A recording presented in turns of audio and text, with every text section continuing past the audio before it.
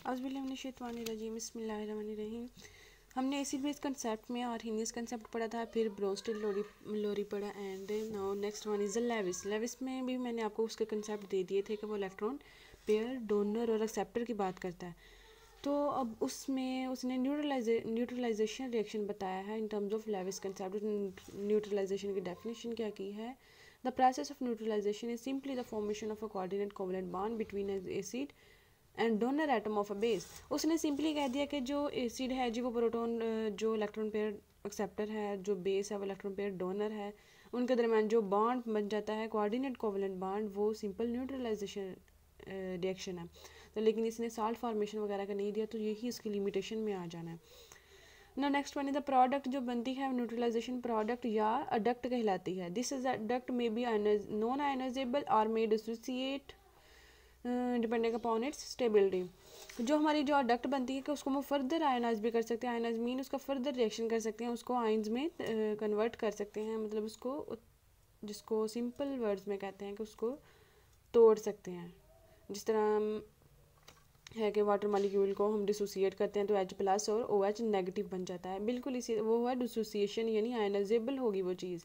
इस तरह वो कहते हैं जो अडक्ट बनती है वो आयनाइजेबल भी हो सकती है और नॉन आयनाइजेबल भी हो सकती है डिपेंडिंग अपॉन इट्स स्टेबिलिटी। अगर ज़्यादा स्टेबल हुआ तो नॉन आयनाइजेबल हो जाएगा, यानी वो क्या पजीर है, वो अपनी जगह पे रहेगा, उसको किसी के साथ रिएक्शन करने की कोई ज़रूरत नहीं है, तो वो फिर नॉन आयनाइजेबल होगा, आयन बनाने के नाकाबिल, जिसको नहीं कर सकते। ठीक है, अब हम एक एग्जांपल लेते हैं न्यूट्रलाइजेशन रिएक्शन की। एक प्रोटोन है, उसमें हमने अमोनिया मिलाई, जो है ammonia act as a Lewis base. जो अमोनिया का जो नाइट्रोजन पे जो लोन पेयर है वो act as a electron pair, जो जिसको लोन पेयर भी कहते हैं, वो लोन पेयर जाके इलेक्ट्रोफिलिक प्रोटोन पे अटैक करता है और इसके साथ कोऑर्डिनेट कोवलेंट बॉन्ड बनाता है। तो ये साइन मैंने आपको ऑलरेडी बताया था कि डोनर से एक्सेप्टर की तरफ जाता है, तो ये डोनर है, ये एक्सेप्टर है ना। इसमें जो ammonia act as a base electron pair donor, और जो प्रोटॉन है act as a base act as a acid electron pair acceptor. यही चीज़ इसमें बयान की गई है। हाँ जी, अब आ जाए Lewis definition has many important applications because of its greater generalisation. इसमें जनरलिटी बहुत है, आम चीज़ें बयान की गई हैं। इस वजह से बहुत ही एप्लीकेशंस हैं, क्योंकि बहुत सारी चीज़ें हैं। Many substances which don't fit into Arrhenius and Bronsted Lowry are quite logically criteria quite logically become classified as a Lewis acid or bases। वो इसमें आके फिट हो गई वो चीज़ें, लेकिन इसमें आगे लिमिटेशंस भी उसके आ गई हैं, वो आगे हम बयान करते हैं। सबसे पहले देखते हैं classification of Lewis acid. Lewis acid की क्लासिफिकेशन क्या है कि कौन कौन सी चीज़ें हैं, उनमें क्या क्या स्पेशलिटी हो तो वो लेविस एसिड के तौर पे काम करती हैं। सबसे पहले आ गया molecules containing a central atom with an incomplete octet.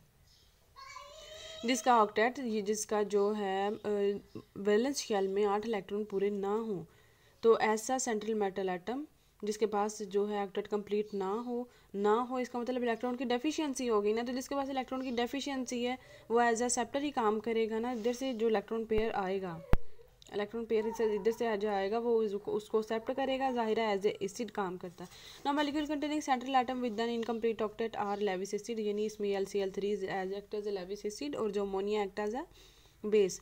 Next one is a molecule containing central atom with vacant d orbital, जिनका वेकेंट डी ऑर्बिटल हो। जैसे हम एग्जांपल ले लेते हैं जी, सिलिकॉन टेट्राक्लोराइड, जो है गैलियम, जो X4 है ना, इसमें X जो है हेलाइड्स को शो कर रहा है। हेलाइड्स में आ जाते हैं fluorine, chlorine, bromine, iodine, astatine. X, इसमें X का मतलब है इसमें कोई भी आप लगा सकते हैं, जो उन 5 जो हेलोजेंस हैं ना, उनमें से कोई भी चीज़ इनमें फिट हो सकती है। इस तरह ये टिन टेट्राक्लोराइड, इस तरह P के साथ PCl3 भी लगा सकते हैं, PBr3 भी लगा सकते हैं। ये देखें PF5, SF4 have vacant d orbital. These substances therefore accept an electron pair from the Lewis base to accommodate in their vacant d orbital। वो फिर इलेक्ट्रॉन पेयर जो बेस से एक्सेप्ट करते हैं ताकि अपने वेकेंट जो खाली डी ऑर्बिटल है उसको कंप्लीट कर सकें, तो ज़ाहिर है एक्सेप्टर के तौर पे काम करते हैं, तो वो act as a acid. All simple cations जिनके पास इलेक्ट्रॉन डेफिशिएंसी है वो सारे ही लेविस एसिड कहलाएंगे, ज़ाहिर है उन्होंने फिर डेफिशिएंसी है तो एज अ सेप्टर काम करेंगे। Molecules containing a multiple bond between atoms of dissimilar electron activity. इसके इलेक्ट्रॉन एक्टिविटी और है, इसके इलेक्ट्रॉन एक्टिविटी और ऑक्सीजन की और कार्बन की और। तो मल्टीपल बॉन्ड जो है अगर दो डिसिमिलर इलेक्ट्रोनेगेटिव एटम के दरमियान हो तो वो चीज़ भी act as a Lewis acid. इसमें जो है हाइड्रोक्सिल ग्रुप, इसमें उन्होंने यहाँ पे नेगेटिव डाला था। बी केयरफुल, नेगेटिव आता है ऑक्सीजन पे। ऑक्सीजन पे प्रोटॉन तो खुद इलेक्ट्रॉन डेफिशिएंट है, इसलिए तो इलेक्ट्रॉन जो है एज ए न्यूक्लियोफाइल जो काम करते हैं ऑक्सीजन, इलेक्ट्रॉन रिच के साथ ये अटैच है, तो नेगेटिव ऑक्सीजन के ऊपर लिखना है, ना कि हाइड्रोजन के ऊपर। मोस्टली लोग ऐसे लिख देते हैं OH नेगेटिव, तो ये चीज़ गलत है। हमेशा O पे नेगेटिव आता है, बी केयरफुल। ओके, ना ये इलेक्ट्रॉन डेफिशिएंट का सेंटर कार्बन पे अटैक करता है। इलेक्ट्रॉन डेफिशिएंट ये क्यों बनी? क्योंकि इसके साथ दो इलेक्ट्रोनेगेटिव एटम जुड़े हुए हैं, इलेक्ट्रॉन अपनी तरफ खींचने वाले, तो इसलिए कार्बन के पास इलेक्ट्रॉन की डेफिशिएंसी हो जाती है ना। ये बॉन्ड यहाँ शिफ्ट हो गया तो ये बन जाता है बाई कार्बोनेट आइन। आइन क्यों लिखा यहाँ पे? कोई भी चीज़ जिस पे पॉजिटिव या नेगेटिव चार्ज आए, कोई भी एलिमेंट या एटम जिस पे पॉजिटिव या नेगेटिव चार्ज आ जाए वो आइन बन जाता है। Now elements with an electron 6 जिसके वैलेंस शेल में इलेक्ट्रॉन जो हैं 6 इलेक्ट्रॉन्स हों, वो सारे ही क्या होंगे? वो भी एज अ लेविस एसिड काम करेंगे। ऑक्सीजन का एटॉमिक नंबर 8 है, पहले में 2 इलेक्ट्रॉन, दूसरे शेल में 6 इलेक्ट्रॉन्स आते हैं ना। और सल्फर 16 है, इसका एटॉमिक नंबर 16 है, पहले में 2 दूसरे में 8 एंड वाले में फिर 6। तो ऐसे एटम्स जिनके वैलेंस शेल में 6 इलेक्ट्रॉन हो यानी 6 हो, तो वो भी एज अ लेविस एसिड काम करते हैं। जैसा कि क्योंकि उन्होंने अपने ऑक्टेट को कंप्लीट करना है, इलेक्ट्रॉन डेफिशिएंसी है ना, अपना ऑक्टेट कंप्लीट करने के लिए इसे भी 2 चाहिए, इसे भी 2 चाहिए। चाहिए का मतलब है एज एन एक्सेप्टर काम करेगा, कोई भी डोनर आ जाए उनके पास। तो इलेक्ट्रॉन विद एन एलिमेंट 6 जैसा कि oxygen, sulphur for example SO3 negative 2, sulphate -2, इस तरह ये S2O3 -2, ये सारे ही एज एन एसिड काम करेंगे। ये तो आ जाए मेरे इस क्वेश्चन पे SO3 -2, इसमें हमने सल्फर एटम के देखें कितने इलेक्ट्रॉन पेयर हैं?